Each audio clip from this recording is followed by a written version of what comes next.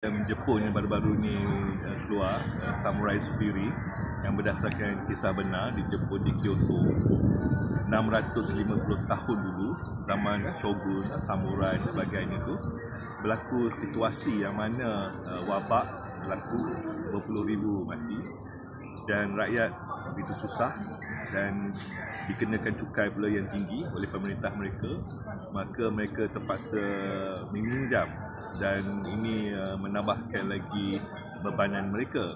Yang menariknya, mereka dalam kisah inilah dan cerita ini yang telah direkodkan daripada sejarah, ialah mereka meminjam daripada monk, daripada Sami. Sami-Sami agama ini, dan Sami-Sami inilah yang sebenarnya memberi pinjaman kepada mereka, kerana Sami ni dia dapat duit daripada sumbangan orang ramai. Mereka gunakan duit sumbangan itu untuk memberi pinjaman, tapi mereka sebenarnya yang menekan rakyat.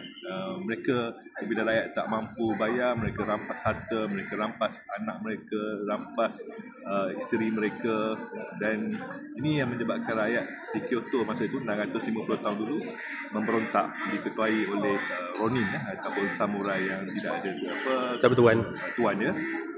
Dan mereka menyerbu masuk ke dalam bandar Kyoto, tetapi tidak memberontak ke atas pemerintah mereka, tapi mereka menyerbu tempat ataupun kuil Sami itu yang menyimpan kertas hutang itu dan membakarnya dan supaya hutang mereka dapat dihapuskan.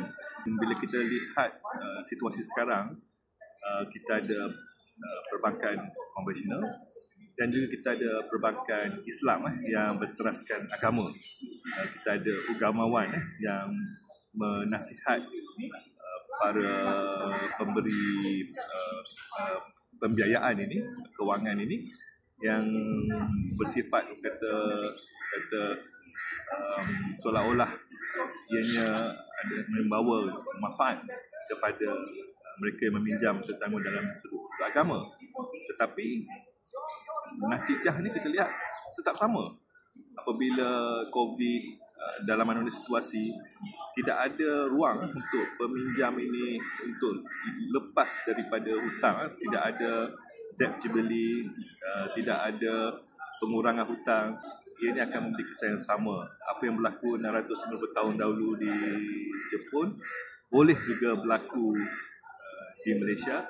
Apabila terjadi sesuatu bencana yang menyebabkan rakyat makin susah, beban hutang makin bertambah, maka tahap kesabaran ataupun batasan itu mungkin akan dilangkaui, dan itu yang kita tidak mahu lihatlah.